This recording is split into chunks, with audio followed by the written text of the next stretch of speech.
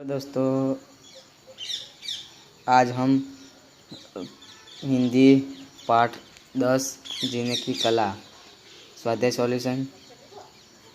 प्रश्न एक, निम्नलिखित प्रश्नों के नीचे दिए गए विकल्पों में से सही विकल्प चुनकर उत्तर लिखिए। तो पहला, मनुष्य जीवन को किसी काम में लाया जाना चाहिए, हंसी खुशी में बितानी। आदमी ज़्यादा धार्मिक फिलॉसफर और सदाचारी लगता है, ऐसा लोग कब समझते हैं? ये जब वह बुज़दिल हो। तीजो, लेखक के मतानुसार जीवन की समस्याओं को किस प्रजा ने ठीक समझा? चीनी। प्रश्न 2, निम्नलिखित प्रश्नों के एक एक वाक्य में उत्तर लिखिए।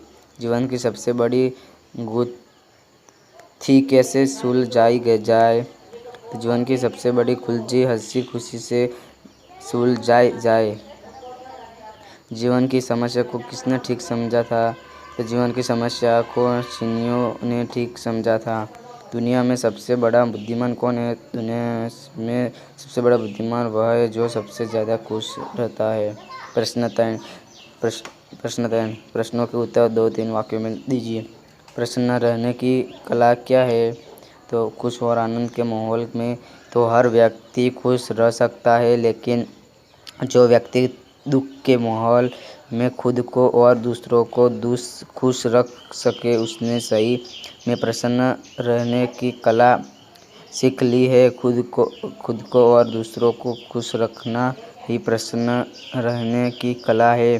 बीजो, खुश रहना केवल एक ज़रूरत नहीं, एक नैतिक उत्तरदायित्व भी है। कैसे?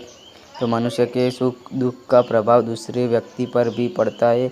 यदि हमारे चेहरे पर खुशी है तो दूसरे भी हमें देखकर खुश होंगे, और अगर हम दुखी तो वे भी दुखी हो जाएंगे। इसलिए सब को प्रसन्न रखने के लिए हमारा नैतिक उत्तरदायित्व है कि हम खुश रहें। हमारी खुशी में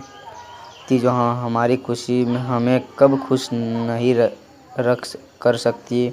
तो अगर हमारी चारों तरफ उदास चेहरे जमा हो तो हमारी खुशी भी हमें खुश नहीं कर सकती। इसलिए अगर हमें खुश रहना है तो हमें दूसरों को भी खुश रखना सीखना होना। प्रश्न 4, निम्नलिखित प्रश्नों के सविस्तर उत्तर लिखिए। आदमी का जीवन उसकी अपनी व्यक्तिगत जायदाद क्यों नहीं?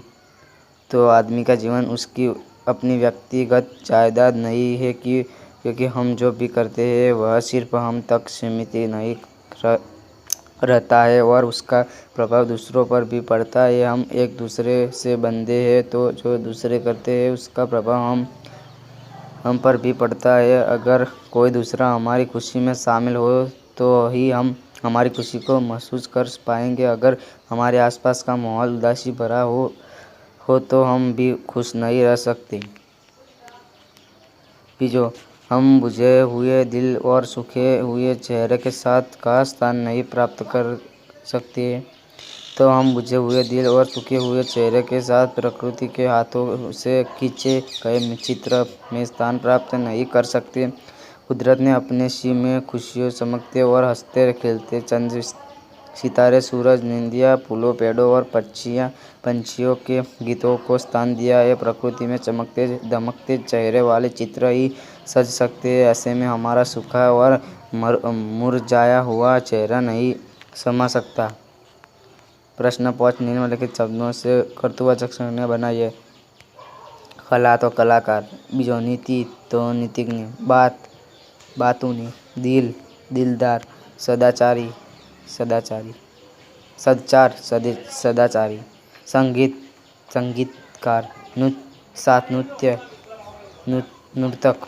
प्रश्न 6, निम्नलिखित शब्दों से विशेषण बनाइए। संसार, सांसारिक, विश्वास, विश्वसनीय, प्रतिबिंब, प्रतिबिंबित, प्रकृति, प्राकृतिक, समय, सामयिक, अंश, आंशिक। प्रश्न 7, निम्नलिखित शब्दों से भाववाचक संज्ञा बनाइए। प्रसन्न, प्रसन्नता, सरल, सरलता, बड़ा, बड़प्पन, खुश, खुशी, उदास, उदासी, बहुत, बहुतायत, आदमी, आदमियत। तो अपना स्वाध्याय अब आपका स्वाध्याय पूरा हो गया है। तो चैनल को सब्सक्राइब, लाइक और शेयर करिए। कैसा लगा वीडियो तो कमेंट करिए।